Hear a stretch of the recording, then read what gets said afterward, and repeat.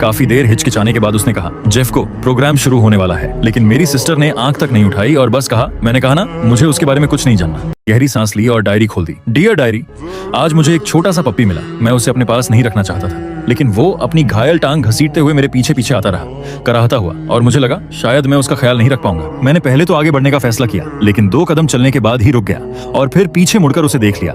जैसे ही मैंने उस छोटे से पीले पपी को उठाया, उसकी आंखें अचानक चमक उठी। वो मेरी हथेली को लगातार चाटने लगा। मैंने धीरे से आह भरी। लगता है इसे समझ आ गया कि मैं दिल से सॉफ्ट हूँ। मैंने उसका नाम रखा चांग सेंग, मतलब लंबी उम्र। मैं चाहता था कि वो लकी हो, लंबी जिंदगी जिए, मेरी तरह छोटी और अधूरी नहीं।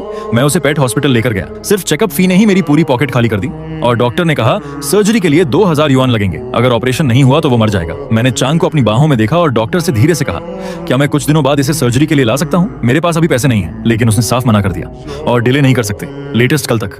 मैं चांग को गोद में लेकर हॉस्पिटल से बाहर आया और सड़क के कोने पर बैठ गया। मैं उससे बात करने लगा। तुम कितने बेवकूफ हो, इतने सारे अमीर लोग हैं, उनके पास क्यों नहीं गए? मेरे पास क्यों आए, जो खुद मरने वाला है? और ऊपर से मैं इतना बेकार हूँ, तुम्हारे लिए 2000 युआन कहाँ से लाऊं? लेकिन वो कुछ नहीं समझ रहा था, बस खुशी से अपनी पूंछ हिला रहा था, जैसे उसे अपना घर मिल गया हो। उसे देखकर मेरी आंखें फिर भर आईं और मजबूरी में मैं एटीएम गया 2000 युआन निकालने के लिए। लास्ट टाइम सिस्टर, ये आखिरी बार है जब मैं तुम्हारा पैसा खर्च कर रहा हूँ। लेकिन मैंने कभी नहीं सोचा था कि उसने मेरी सेकेंडरी कार्ड ऑलरेडी कैंसिल कर दी होगी। मैंने खुद को समझाया, मैंने ही कहा था कि रिश्ता तोड़ दूंगा। उसे मुझे पैसे देने की कोई जरूरत नहीं है। मैं उसे कांटेक्ट नहीं करना चाहता था, लेकिन मेरे पास कोई ऑप्शन नहीं था चांग सेंग के लिए। मैंने उसे ब्लैकलिस्ट से निकाला और कॉल किया। फोन काफी देर तक बजता रहा। मुझे लगा वो उठाएगी ही नहीं, लेकिन आखिरकार उसने उठा लिया। उसकी आवाज ठंडी थी। तो तुम्हें पछतावा हो रहा है? तुमने मुझे ब्लॉक किया और अब खुद कॉल कर रहे हो? तुमने ही कहा था ना कि रिश्ता खत्म या फिर पैसे खत्म हो गए। उसकी हर बात ने मेरे शब्द गले में ही रोक दिए। मैं कॉल काट देना चाहता था, लेकिन मेरी बाहों में चांग सेंग मुझे याद दिला रहा था।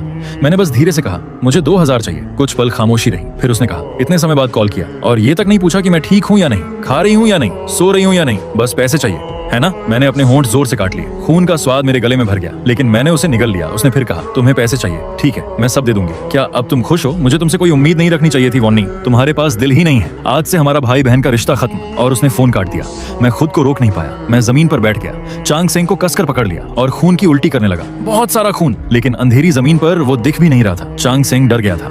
वो लगातार सिसक रहा था और मेरे गाल चाट रहा था। मैंने उसे धीरे से सहलाया। दर्द हो रहा है, लेकिन अब मैं सुन्न हो गया हूँ। शायद दिल का दर्द ज्यादा है।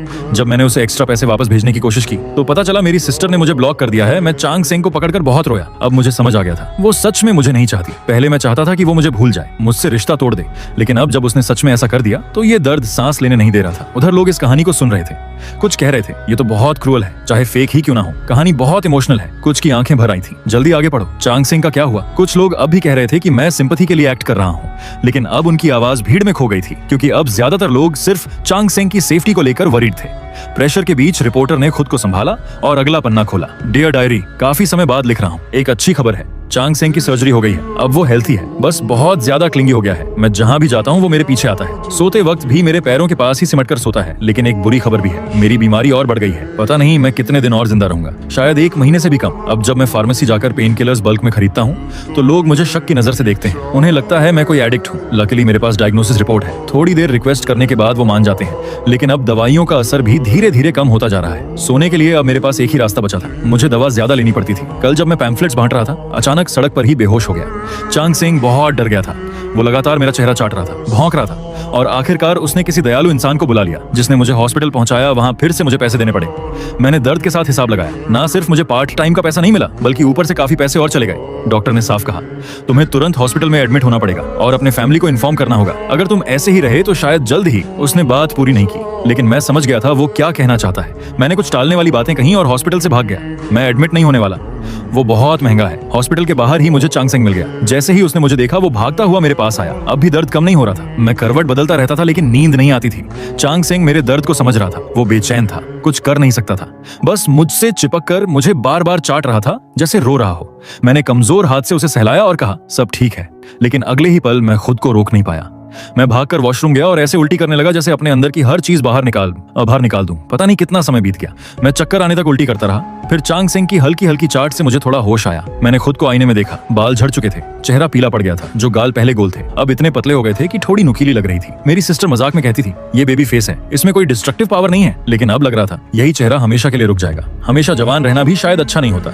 मैं धीरे धीरे बड़ा होना चाहता था, अपनी सिस्टर के पास रहना चाहता था, उसे अपना फैमिली बनाते हुए देखना चाहता था, उसे सक्सेसफुल और खुश देखना चाहता था। मैंने अपना चेहरा धोया, खुद को थोड़ा संभाला। कम से कम एक फायदा तो है, मेरी सिस्टर मुझे अब ऐसे नहीं देख सकती, वरना वो डर जाती। पेन किलर लेने के बाद ही मैं किसी तरह सो पाया, लेकिन आधी रात को फिर से बुखार आ गया। डियर डायरी, बहुत दर्द हो रहा है। सच में मैं अपनी सिस्टर को बहुत बहुत याद कर रहा हूँ। मैं उसे फिर से देखना चाहता हूँ, बस दूर से ही सही। क्या ये चाहत ज्यादा है? फिर मैंने फैसला किया, मैं चांग सेंग के साथ उसे देखने जाऊंगा। इसके लिए मैंने हैट, मास्क और एक ब्लैक कोट पहना। परफेक्ट, बिल्कुल पपरात्सी जैसा। मुझे बस उसे दूर से देखना था। डियर डायरी, मैं वापस आ गया। मेरी सिस्टर अब भी पहले की तरह खूबसूरत और कैपेबल है, बस थोड़ी लंबी और पतली हो गई है। मैं बस उसे एक नजर देखकर जाना चाहता था, लेकिन वो खुश नहीं लग रही थी, जबकि पहले उसे हंसना बहुत पसंद था। शायद अगले जन्म में मैं फिर उसके साथ रहूंगा। मुझे समझ नहीं आया वो हॉस्पिटल क्यों गई थी, उसे साइकोलॉजिकल थेरेपी की जरूरत क्यों है। उसके जाने के बाद मैं उसके डॉक्टर के पास गया। उसने ठंडे अंदाज में कहा, ये पेशेंट की प्राइवेसी है। लेकिन जब मैंने बार बार रिक्वेस्ट किया तो उसने एक गहरी सांस ली और मेरी सिस्टर की हालत पर अफसोस जताया। तुम्हारी सिस्टर बहुत बीमार है, पेरेंट्स की मौत ने उसे तोड़ दिया और तुम्हारे जाने ने उसे और गिल्ट में डाल दिया। उसे लगता है वो अच्छी नहीं है, उसने तुम्हारा ख्याल नहीं रखा, इसलिए तुम उसे छोड़ गए। उसने खुद को हर्ट करना भी शुरू कर दिया। ये सुनकर मैं रोया, बहुत रोया और फिर हंस पड़ा। मेरी सिस्टर कितनी बेवकूफ है। असली बेकार तो मैं हूँ, मैं ही उसे नीचे खींच रहा था। वो तो दुनिया की सबसे अच्छी सिस्टर है। वो अपनी पूरी साल की कमाई बचाकर मुझे एक्सपेंसिव बर्थडे गिफ्ट देती थी, स्कूल के उन बुलीज को मार देती थी जो मुझे तंग करते थे, चाहे इसके लिए उसे सजा ही क्यों ना मिले। पेरेंट्स की मौत के बाद उसने सब कुछ अकेले संभाला। उसे कैसे नफरत कर सकता हूँ। उसी वक्त रीडर रुक गया। उसने डायरी को कैमरा के सामने दिखाया। उस पेज पर सुंदर हैंडराइटिंग के साथ कुछ ऐसे निशान थे जैसे वो भीग कर सूख गया हो। शायद वो बहुत देर तक रोई थी। उसके आंसुओं ने उस पेज को भिगो दिया था। रीडर की आंखें भी भर आईं।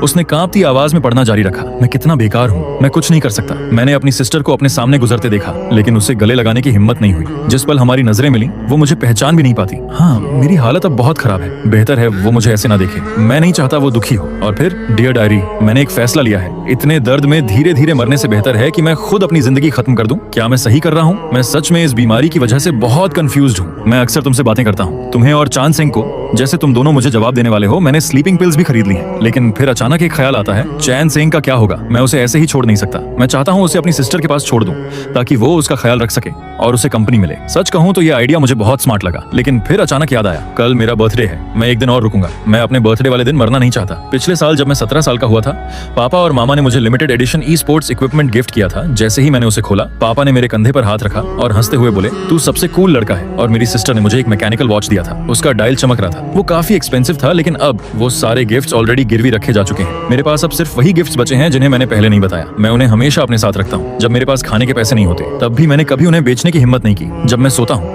मैं उस ब्राउन टेडी बेयर को गले लगाता हूँ जो मेरी मॉम ने मुझे 8 साल की उम्र में दिया था। जैसे मैं पापा, मामा और अपनी सिस्टर को ही गले लगा रहा हूँ। उन्होंने ये भी कहा था कि मेरे 18वें बर्थडे पर वो एक ग्रैंड पार्टी देंगे अपने छोटे मास्टर के लिए। लेकिन अब मेरे साथ कौन है? शायद सिर्फ चांद सिंह। मैंने उसे गले लगाया। वही एक वार्मथ थी जो मुझे महसूस हो रही थी। चांद सिंह ने जैसे मेरे इमोशन समझ लिए।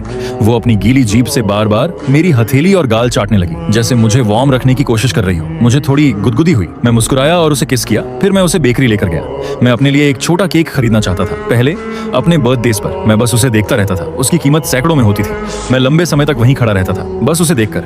फिर शॉपकीपर इरिटेट होकर कहती, खरीदना है या नहीं? नहीं तो जल्दी निकलो। फिर उसने मेरी बाहों में चांद सिंह को देखा और बोली, यहाँ पेट्स अलाउड नहीं है। अभी मैंने साफ देखा कि तुम एक स्टफ्ड टॉय पकड़े हुए थे। शायद इसलिए क्योंकि चांद सिंह बहुत गंदी थी। मेरे पास उसे पेट शॉप में नहलाने के पैसे नहीं थे। मैंने बार बार माफी मांगी और सबसे सस्ता चॉकलेट केक कप खरीदा, 20 युआन का। फिर मैं पार्क में एक बेंच पर जाकर बैठ गया। चांद सिंह को गले लगाकर, वहां कैंडल्स नहीं थी, तो मैंने अपने मन में ही विश किया, आंखें बंद की और कहा, काश चांद सिंह हमेशा सेफ रहे, काश मेरी सिस्टर सक्सेसफुल हो, लंबी उम्र पाए, खुश रहे। मैंने आंखें खोली, केक उसे दे दिया। वो बहुत खुशी से खाने लगी, जैसे मेरा एडल्टहुड सेलिब्रेट कर रही हो। मुझे भी बहुत मन था खाने का, लेकिन कुछ ही बाइट्स के बाद मैं गिर पड़ा और सब कुछ उल्टी कर दिया। बाद में मैं चांद सिंह को पेट शॉप ले गया, उसे नहलाया। 200 युआन खर्च किए। शॉप ओनर ने कहा, इतना अच्छा पपी मैंने कभी नहीं देखा। जब मैंने उसे साफ और अच्छी खुशबू के साथ वापस लिया तो मैंने गहरी सांस ली। जिंदगी जीना ये एक गिफ्ट है जो मुझे ऊपर से मिला, और अब मैं ये गिफ्ट अपनी सिस्टर को देना चाहता हूँ।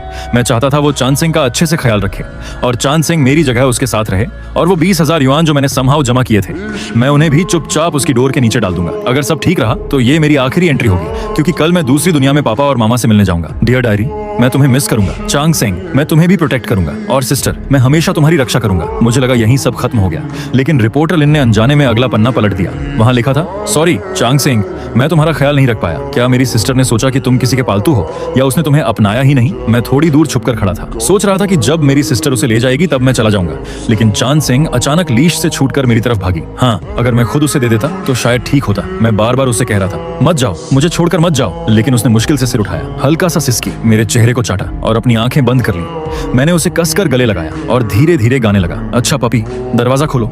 गाते हुए मेरे आंसू लगातार गिर रहे थे। मैंने चांद सिंह को पापा और मामा की कब्र के पास उस छोटी सी पहाड़ी पर दफना दिया। आज रात चांद पूरा नहीं है, लेकिन बहुत चमकीला है। मैं और इंतजार नहीं कर सकता। चंग सिंह, थोड़ा धीरे भागो, मैं भी आ रहा हूँ तुम्हारे पास और पापा मामा के पास। Good bye sister. डायरी यहीं खत्म हो गई और जैसे ही ये पढ़ना खत्म हुआ, लाइव स्ट्रीम में कमेंट्स की बारिश होने लगी। लोग कह रहे थे चैंग सिंह भी मर गया और वीएन भी। ये कितना क्रूअल है, खुद मरना काफी नहीं था क्या? पप्पी को भी मार दिया। उस बेचारे पप्पी का क्या कसूर था? चैंग सिंह के लिए बहुत दुख हो रहा है, मुझे मार दो लेकिन पप्पी को मत छुओ। लोग पूछ रहे थे क्या ये बोनियन सच में मर गया था या ये सब प्रोग्राम का इफेक्ट है? तभी किसी ने जवाब दिया, पुलिस रिकॉर्ड्स और हमारी इन्वेस्टिगेशन के अनुसार वॉर्नन की मौत 5 साल पहले हो चुकी है। ये कोई शो नहीं है, ना ही फेक डेथ है। मर चुके इंसान के बारे में बुरा मत कहिए, अपने शब्दों का ध्यान रखें। जहाँ तक डायरी की बात है, हम इसे प्रिजर्व करेंगे, बाकी सवालों का जवाब नहीं देंगे। धन्यवाद। और इसके बाद लाइव स्ट्रीम बंद कर दी गई, लेकिन लोगों की क्यूरियोसिटी खत्म नहीं हुई।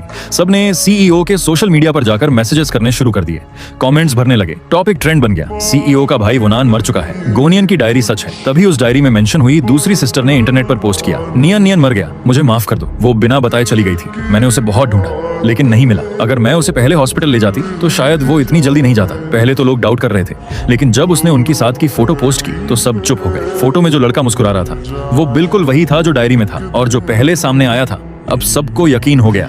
इंटरनेट पर लोग टूट गए, सबने मान लिया कि डायरी सच थी। पूरी दुनिया गोनियन और चांग सिंह की मौत पर शोक मनाने लगी। हैशटैग्स वायरल हो गए, नियन नियन चांग सिंह, हम तुम्हें घर ले जाएंगे, क्या तुम दोनों वहाँ ठीक हो? ये सब इतना बढ़ गया कि आखिरकार प्रेसिडेंट बो के असिस्टेंट तक बात पहुंच गई।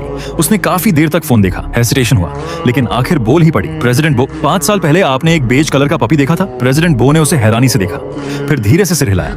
उस दिन मैं काम से घर लौट रही थी, मैंने गेट के पास एक छोटा सा पपी देखा, हल्का रंग, गुलाबी नाक, बहुत साफ और प्यारा, लग रहा था किसी का पेट है। मुझे याद आया उसे भी छोटे एनिमल्स पसंद थे, तो मैं पास गई और उसे सहलाया। वो पपी बहुत अच्छा था, लगातार अपनी पूंछ हिला रहा था। मुझे लगा उसका ओनर वापस आएगा, इसलिए मैं घर चली गई। लेकिन थोड़ी देर बाद बाहर शोर सुनाई दिया।